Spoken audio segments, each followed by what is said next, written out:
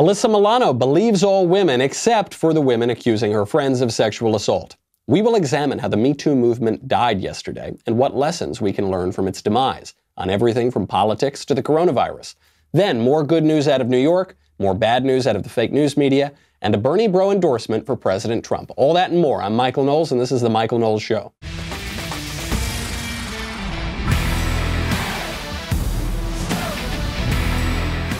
So much to get to today, and I want to take a quick moment to give a shout out to all of our advertising partners who help make this show possible. You know, right now, a lot of uncertainty out there in the economy, and so some sponsors have had a hard time. I want to thank all of the sponsors who have continued to support us through this very difficult time for our country and for the world, and for keeping this show going, because what would I do if this show weren't going anymore? I'd have to sit all alone in quarantine, and that would be no fun at all. So I just want to thank them all very, very much. We're all trying to get through this together, you, me, and last but not least, perhaps most important of all, my show's advertising partners. I want to thank our friends over at Legacy Box.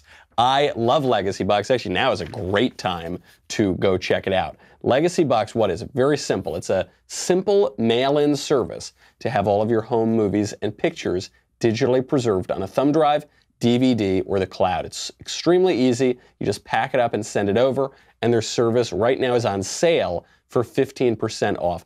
I love it. Maybe you find yourself with a little more time on your hands these days, and you're looking through old pictures. This is especially great. What I used it for is family members who are no longer with us. I've got these photos, but I don't have any digital photos. So I got all these photos, a lifetime of memories, but if anything happened to these, if there were a fire, God forbid, or something like that, they'd all be gone in a flash. You just put them in the box, you mail them in, they make them digital, you can get it on a thumb drive, you can get it on the cloud. It's just fabulous. To brighten your day, Legacy Box is currently offering, forget 15%, an incredible 50% off. Prices start at just $34.99. Buy today to take advantage of this exclusive offer. Send in when you're ready. Wow. Oh, man, that's better than 15. That's 50.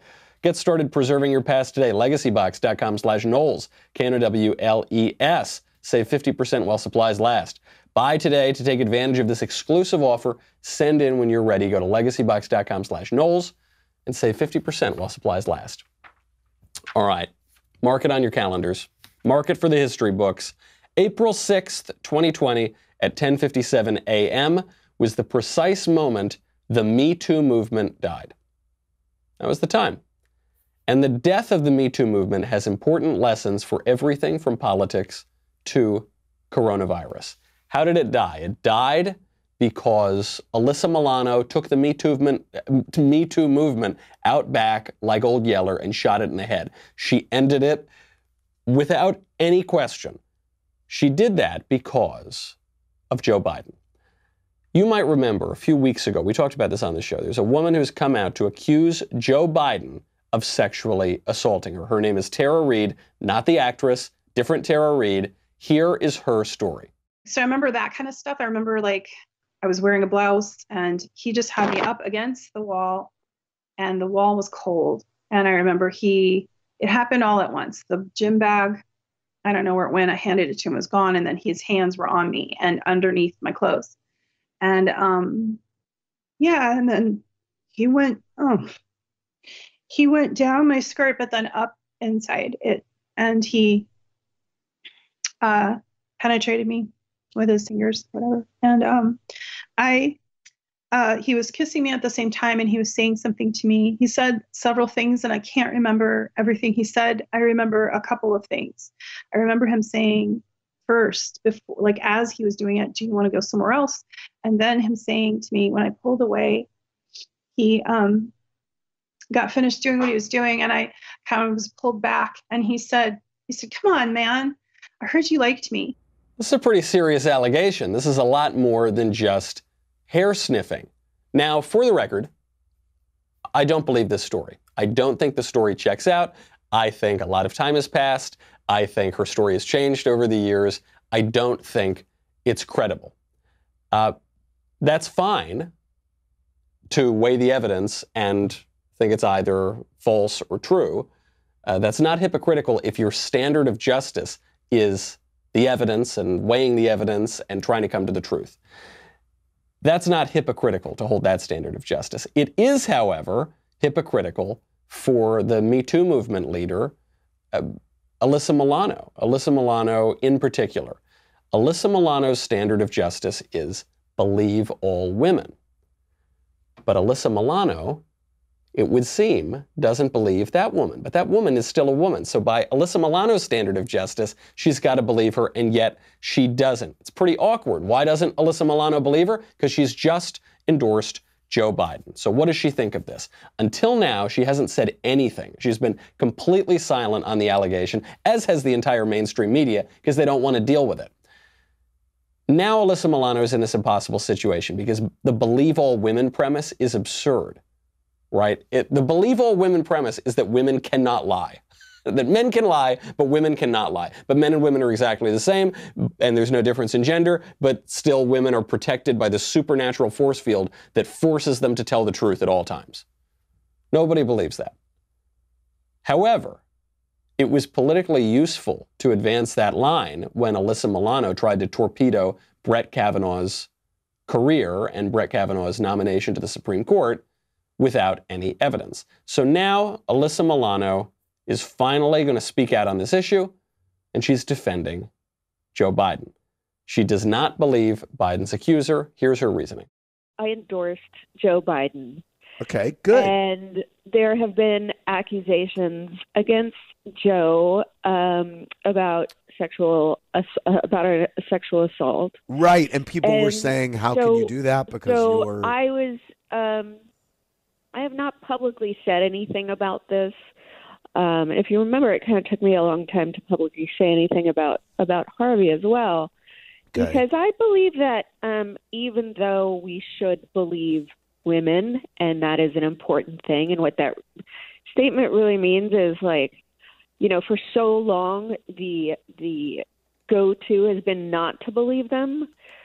So really we have to sort of societally change that mindset to believing women. Now, why do I think there's a but that's about to follow her statement? She goes, look, we have to believe all women, and I think we should totally believe all women. Like women, all of them, totally got to believe them.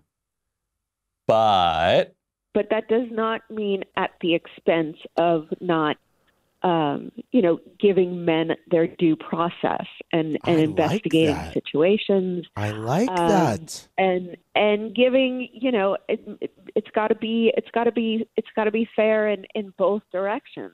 Oh, okay, that's what that means. Because, silly me, before I thought believe all women meant that we had to believe all women and deny men their due process rights, just like Alyssa Milano did to Brett Kavanaugh, very famously. But actually now, what I'm learning from Alyssa Milano is that believe all women means, in reality, believe some women when it's politically advantageous, and then disbelieve other women when it's politically advantageous. That's what that really means. It means we need to get rid of due process rights when Republicans are being accused of crimes, no matter how frivolous, but we need to defend due process when Democrats are being accused of crimes, which, by the way, we already knew because these feminist harpies never said a peep when Juanita Broaddrick rather credibly accused Bill Clinton of rape decades ago. That's how we know. That's how we know that that's what this always meant. Alyssa Milano actually tweeted out about it. She goes, quote, "There is something to the idea that people are going to weaponize Me Too for political gain. Gee, you don't say." You think people would weaponize Me Too? Like Alyssa Milano, who sat scowling at Brett Kavanaugh at his confirmation hearing, holding a sign that said, "I believe survivors." You mean like that? She goes on. "Just look at the replies here and look to see who those accounts are supporting in the primary. There always needs to be a thorough vetting of accusations." The fact that she can say this with a straight face is what's so shocking about it. Alyssa Milano sitting there holding the sign, "I believe survivors," except she doesn't believe survivors. She self-identified survivors, I suppose I should say.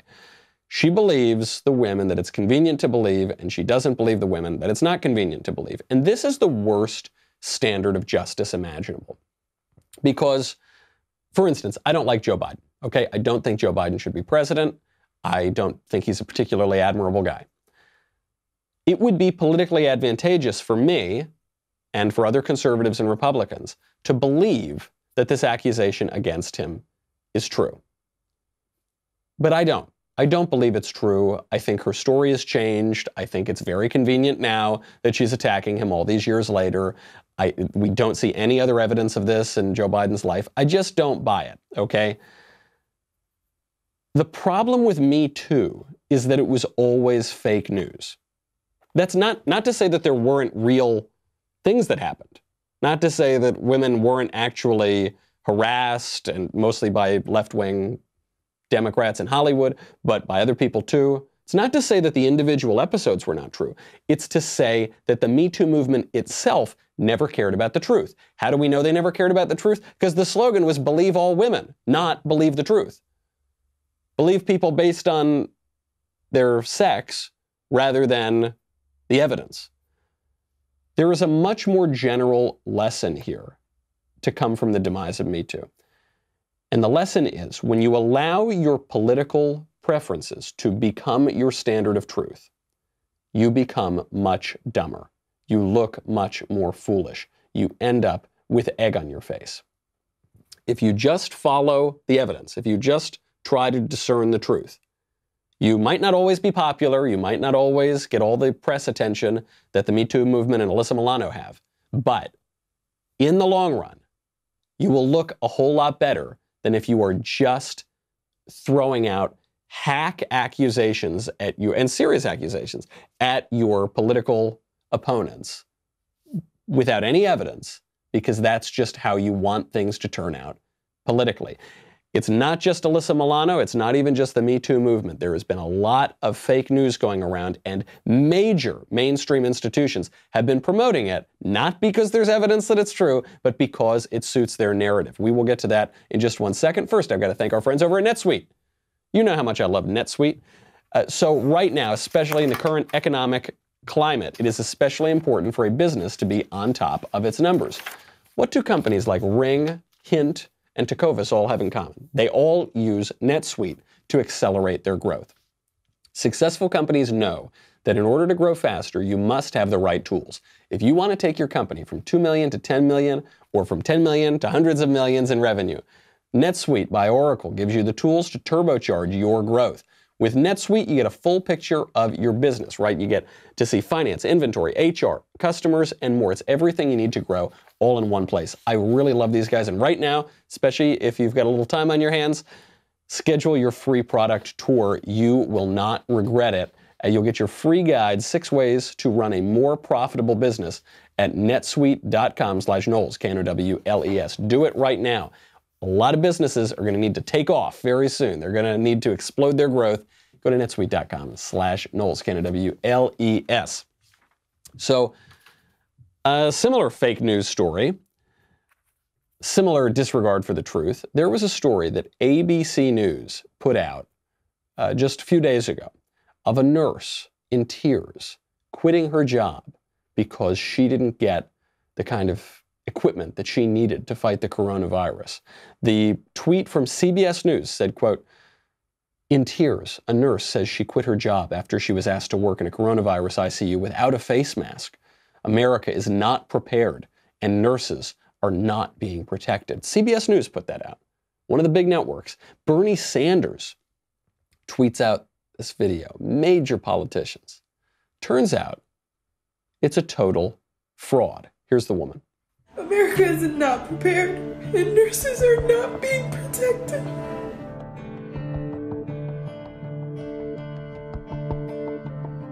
I quit my job today.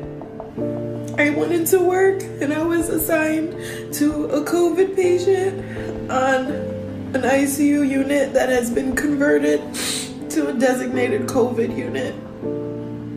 None of the nurses are wearing masks, not even surgical masks, in the hallways when they're giving report to each other. I had my own N95 mask. I told my manager, I understand we're short on supplies, but let me protect myself. Let me feel safe. I have family that I have to come home to, and the way things are looking, This isn't gonna get any better. America is not prepared, and nurses are not being protected.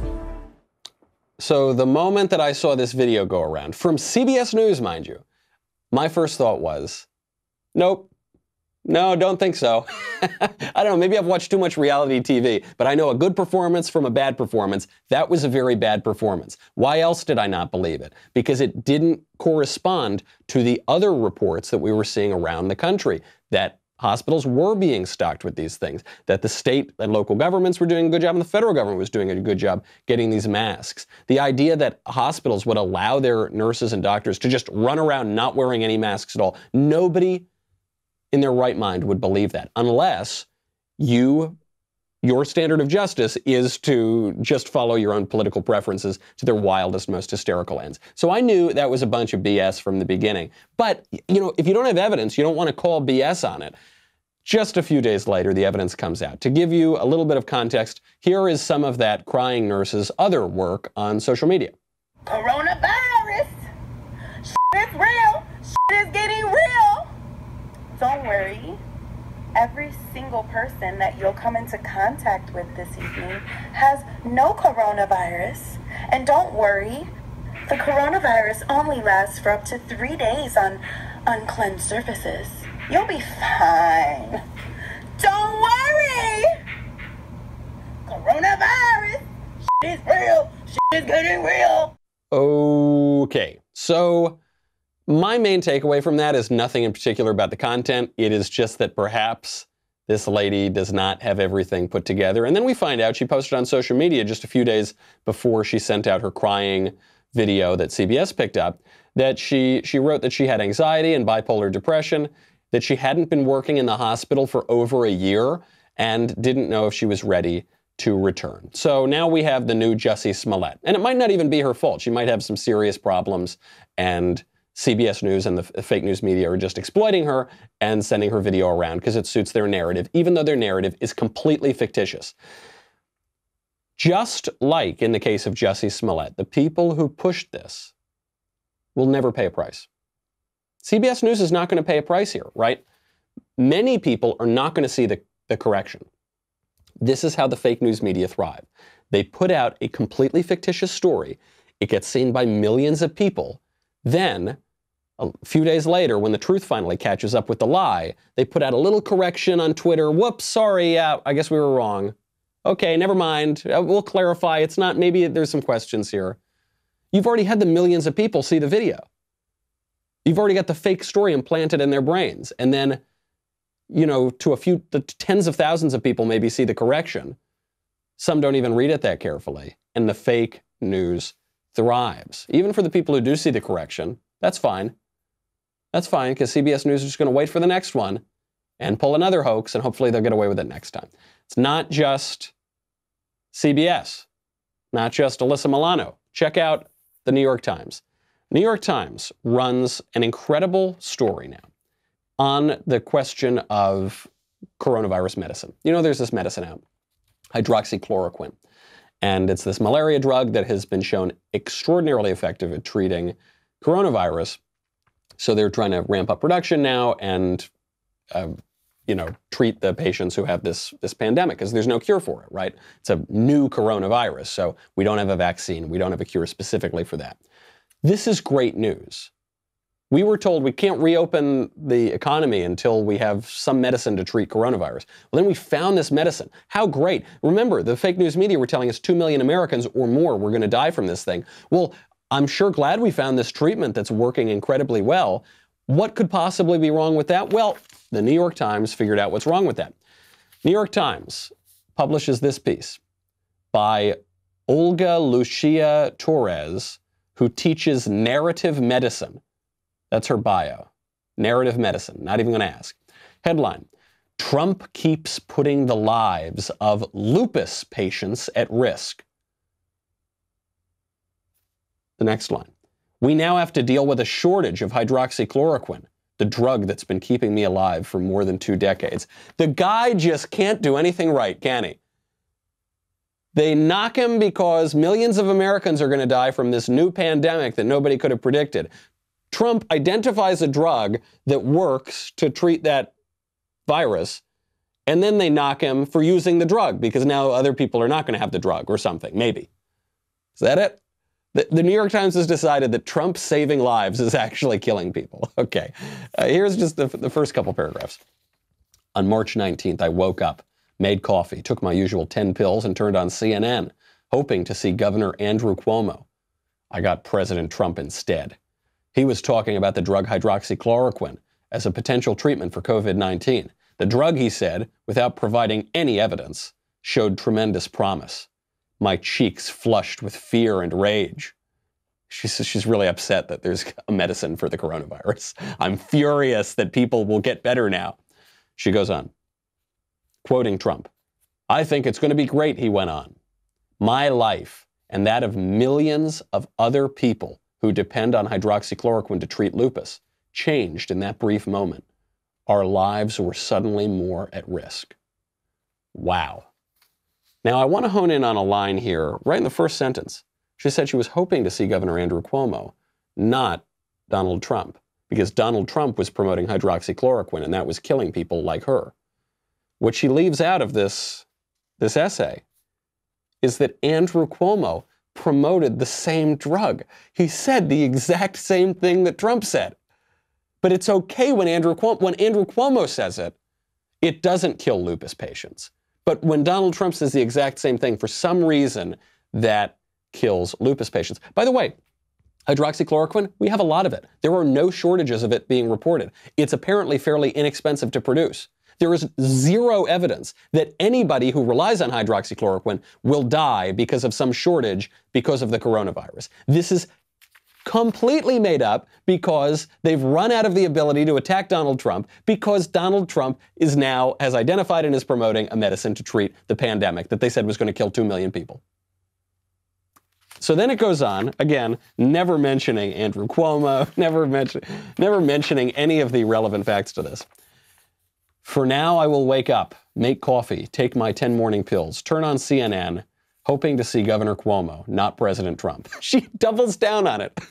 Like some editor at the New York Times maybe should have sent her the clip of Cuomo saying the exact same thing. And pray to God I don't get COVID-19 and that I can get my hydroxychloroquine filled. My daughter's smile is so beautiful. I want to continue seeing it. She teaches narrative medicine, she does. Not very good at writing narratives herself, I take it. I mean, if this was turned in as a 10th grade essay, you'd have to give it low marks. You'd have to return it, say, God, it's a little weak, guys. The argument is weak, the writing is weak, but it's saccharine and sentimental. The point of the argument here is not to make an argument based on evidence. The point of it is to emotionally manipulate people based on lies being run in the pages of the New York Times. The New York Times, by the way, a lot of good news coming out of New York recently. Not that you would know that if you read The Gray Lady in the paper of record. According to all of the evidence available, the curve is flattening in New York. That is to say, it looks like New York has light at the end of the tunnel. New York, the epicenter of coronavirus in the United States, is getting better. In a National Bureau of Economic Research working paper that was posted on Friday, the MIT economist Jeffrey Harris shows that, quote, the coronavirus epidemic curve is already flattening in the city, which is surprising a lot of experts who expected to see the numbers get much, much worse for the next 2 weeks before we came out on the other side of it. This is what we had been told. We had been told now for a couple weeks, New York's not even close to the end here. It's not even close to the peak. The numbers are not even close to flattening. We're about to see hell for the next 2 weeks, and then maybe after that, it'll get a little bit better. Except right now, it looks like the numbers are already flattening. You don't need to just believe this researcher in the NBER. The governor himself, Andrew Cuomo, is reporting the good news. Number of deaths are up once again. Number of people we lost, number of New Yorkers, 4,758, which is up from 159, but which is effectively flat for 2 days. While none of this is good news, the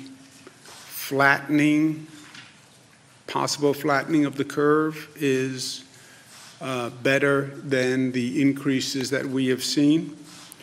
Total number of hospitalizations are down. The ICU admissions are down, and the daily intubations are down. Those are all good signs, and again, would suggest a possible flattening of the curve. So this is all good news. I mean, obviously, it'd be better if nobody were dying at all, but relatively, this is very good news. Remember how, what was it, 2 weeks ago now, President Trump said he was hoping that America would begin to reopen, that things would begin to start looking good around Easter. Well, Easter's happening this coming Sunday, and it would appear that even at the place that has been most terribly struck by coronavirus in the U.S., things are getting better, things are moving in that direction. You'll remember when Trump suggested that Easter date, all the experts told him it was crazy. We'd have to be locked down for at least another 3-4 weeks, maybe another 2 months. Who knows?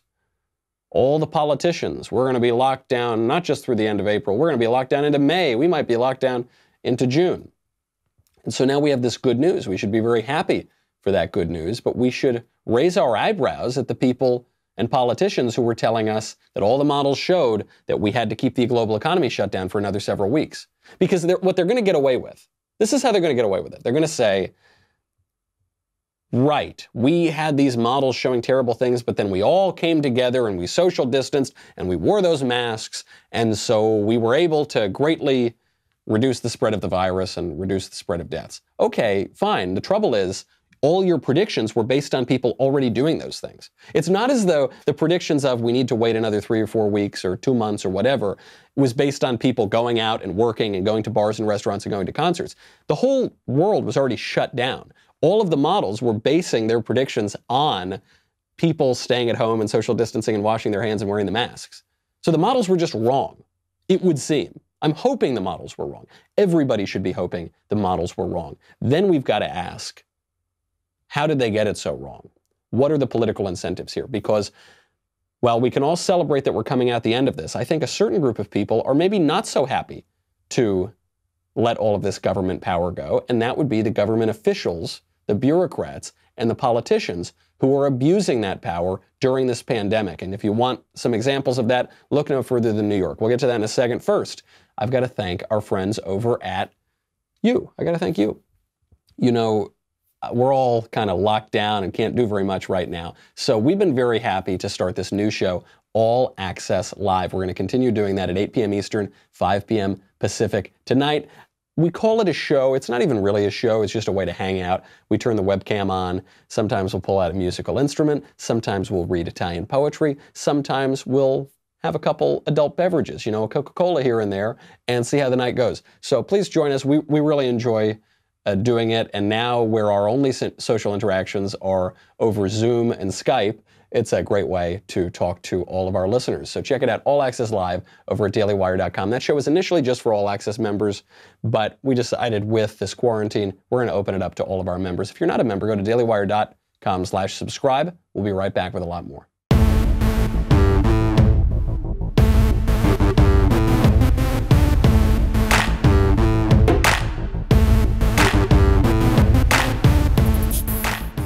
So after this research came out of MIT that New York might be coming around, that the hospitalizations and everything are remaining basically flat, after Governor Cuomo mentioned this, the stock market surged. So people are very excited on this good news. 12 stocks rose at the New York Stock Exchange yesterday.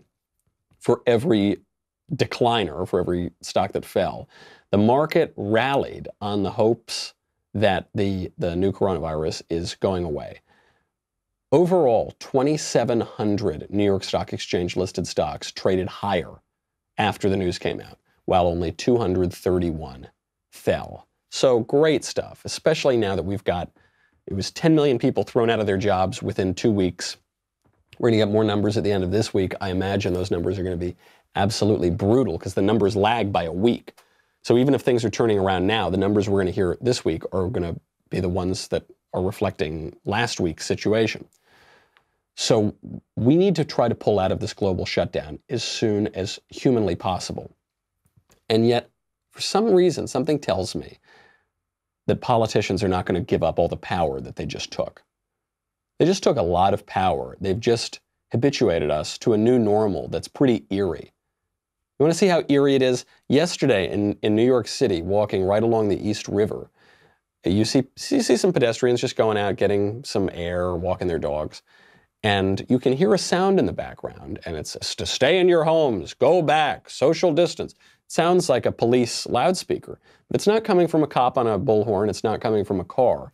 It's just coming from a little drone that's floating overhead, monitoring all the people, safe distance, hovering over the water, and yelling at them to go back home.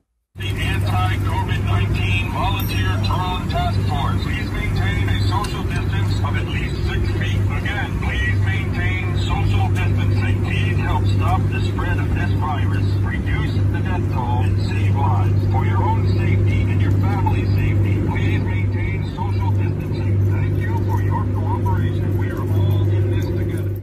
The Volunteer Drone Task Force. It makes me feel a little bit better to see that it's at least probably not a government drone. I hope it's not. Maybe it is, maybe it isn't. They say it's a volunteer drone. If it is, and if New York were a civilized city, someone would have pulled out a 12-gauge shotgun and blown that thing out of the sky. That is just a little too Orwellian for my tastes, okay? A little too totalitarian for my liking, to have a drone flying overhead telling me what to do. And that is the future that some people in this country want us to have. We got to start scaling back now. The government and the experts and the self-appointed benevolent betters who fly their drones over our heads are drunk with power. And the good intentions that some of them might have in preventing the spread of the virus are no excuse for them to take that power. The road to hell is paved with good intentions, and their models have shown to be bunk. We have to take back this power.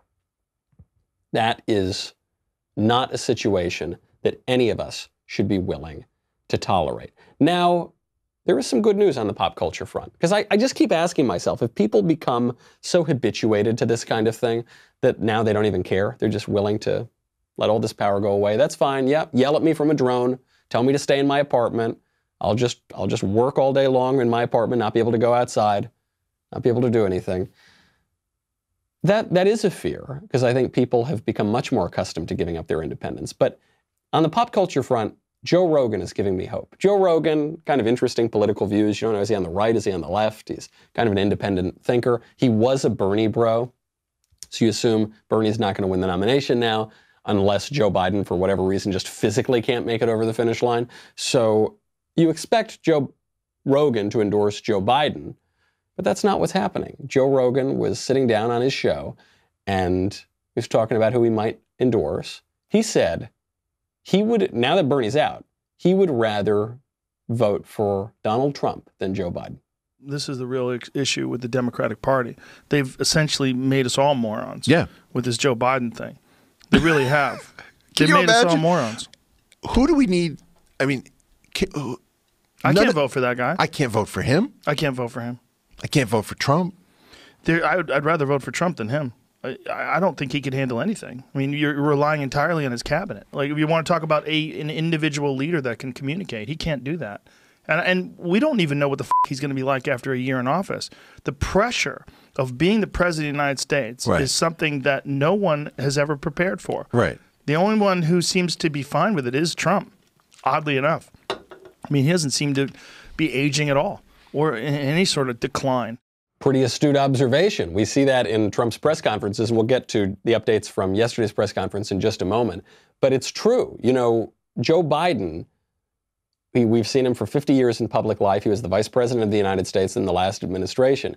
And even in just the past few years since he left government, Joe Biden's decline has been pretty precipitous. And frankly, even while he was serving in the Obama administration, he was declining from what he had been 10 or 20 years prior to that. He doesn't seem to be doing very well, and he's never had the big job. He's never had the actual pressure of the presidency on him. Vice presidency in many ways is sort of a cushy job, and being a senator in many ways is kind of a cushy job. Could you imagine Joe Biden in the pressure cooker of the Oval Office, sitting behind the Resolute desk. He can't even sit behind his own desk in his living room right now without fumbling his words and forgetting where he is.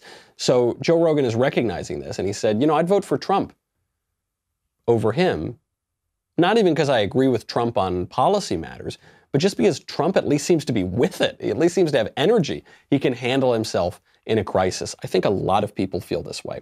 And the conventional wisdom is that this pandemic has all but destroyed Donald Trump's chances of being elected president. If the economy remains in the gutter, that might be true. But if there can be any sort of modest economic recovery from a far worse economic collapse than we saw in the 2007 financial crisis, from an economic collapse that we haven't seen since the Great Depression, if there's any kind of recovery, I think he'll get credit for it. I think that's why he's going and doing these daily press briefings every day. I think that's why CNN is now often refusing to cover him in his press briefings, is because they realize he looks good. He looks like a leader. He's communicating directly to the American people in a way that we have not seen from our president since Ronald Reagan. And people recognize this is a tough situation, and he's doing a pretty good job. I don't think Joe Rogan's going to be the last Bernie bro to get behind Donald Trump rather than behind Joe Biden. And let's just take a quick little look at the update from the press briefing, because interestingly, the theme of yesterday's press briefing was the theme of our show today. These false narratives getting absolutely smacked down. I mean, we've seen, separate from the coronavirus, we've seen the Alyssa Milano Me Too narrative get struck down. We've seen the New York Times get struck down. We've seen CBS get struck down. And Donald Trump doesn't want to just let us have all the fun. So he's getting in on it too. He did it yesterday. Nobody dismantles the fake news better than Trump. So Trump was asked a question about the Inspector General from Health and Human Services. This is a government bureaucrat who was criticizing President Trump, and this reporter wanted to know about his reaction to the IG report. Listen to how President Trump takes it apart. He goes for the reporter's credibility first and exposes the reporter doesn't have very much. The Inspector General for the Department of Health and Human Services released a report today, a survey of more than 300 hospitals across the country, and the #1 complaint from those hospitals were severe shortages of testing supplies and a really long wait time. I mean, a week or longer. Did I hear the word Inspector General? Really? It's wrong. And they'll talk to you about it. It's wrong. But this is your own government. Well, where did he come from, the Inspector General? What's his name? It came from the Inspector General what's his report. Name? I don't know his name Well, off the top find of me my his name. head. Let me know, okay? If But- you find me his name, I'd appreciate it. But, sir, these are hospitals All I can tell that you do is not- this: sir, we put up on the these board. are You're going to ask the Admiral, but These are we are hospitals doing. who say that they're waiting a week or longer Fine. to get You'll their speak to test the Admiral. results. Why But is we've it done still more taking so testing long? and had more results than any country anywhere in the world. They're doing an incredible job. Now they're all calling us. They want our testing. What are we doing? How do you do the 5-minute test? How do you do the 15-minute test? So give me the name of the Inspector General. Could politics be entered into that? Go ahead, This please. is our Go ahead. There's the money line. The money line is, could politics be entering into it? President Trump is calling out this reporter for 2 reasons. One, to show that the reporters don't know what they're talking about. The reporters, with a very straight face, they say, the Inspector General came out and was criticizing you, and so what do you say about the Inspector General? He goes, tell me more about this Inspector General. Oh, no, it's the Inspector General. Yeah, do you even know the Inspector General's name? No, well, all we know is that the Inspector General is criticizing you. Okay, he's saying, okay, so you don't know anything about this story. You're just forming a narrative that is against me, and so I'm not going to entertain that. And so he exposes that the reporters don't even know what they're talking about. Then it shows that the reporters are hiding the game. And the left does this a lot. Okay, I remembered the first time I saw the mainstream media do this was actually, it wasn't about coronavirus. It wasn't even about contemporary politics. It was about Christopher Columbus. They were hiding the game. They were trying to hide their real intentions here behind a title. They weren't coming forth with information that would shed some light on it.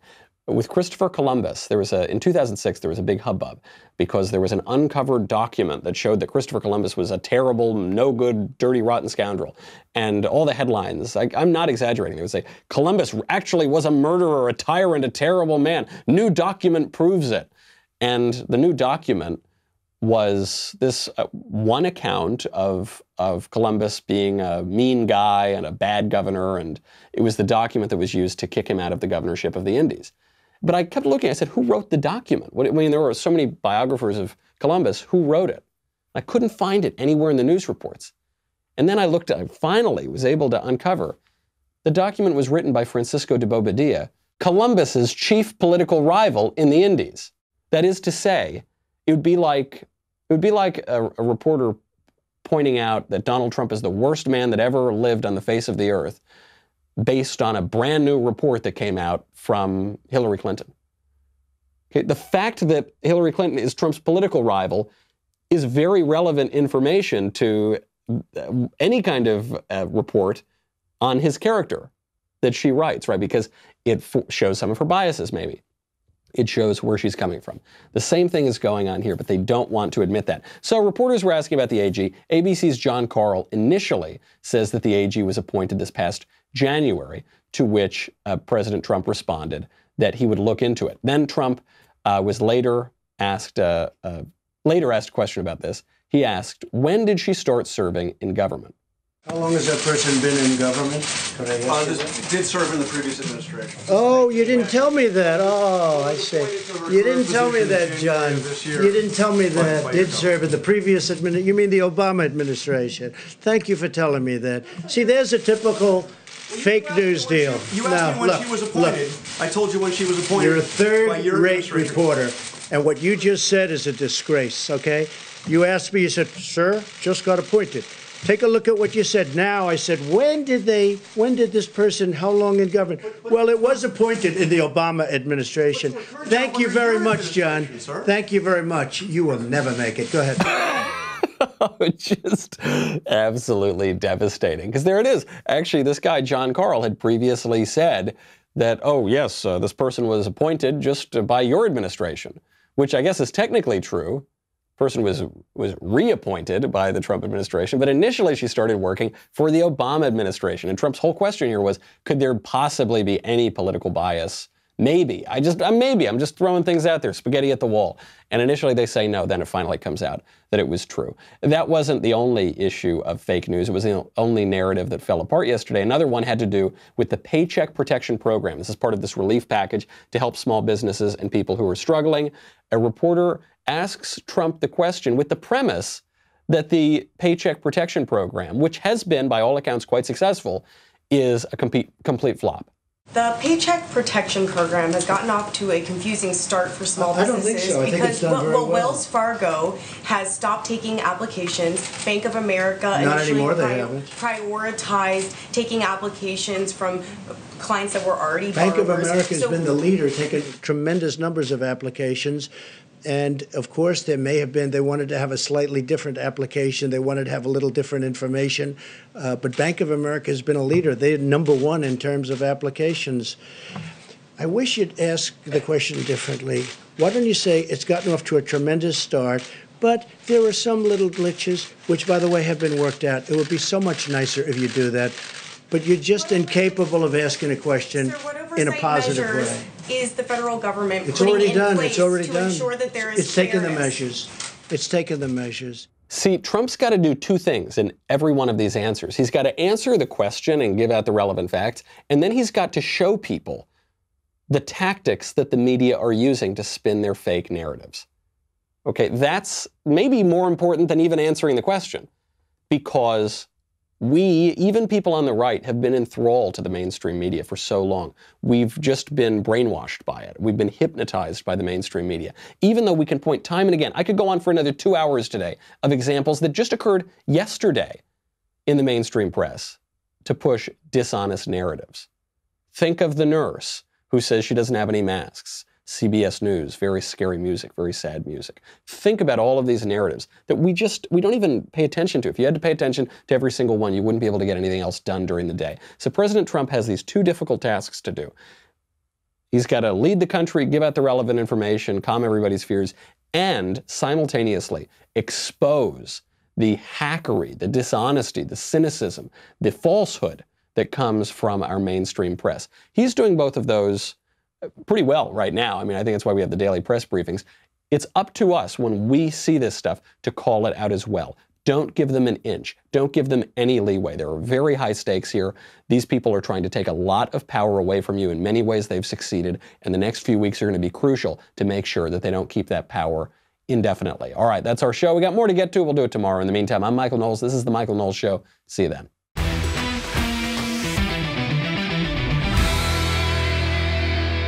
The Michael Knowles Show is produced by Ben Davies and directed by Mike Joyner. Executive producer, Jeremy Boring.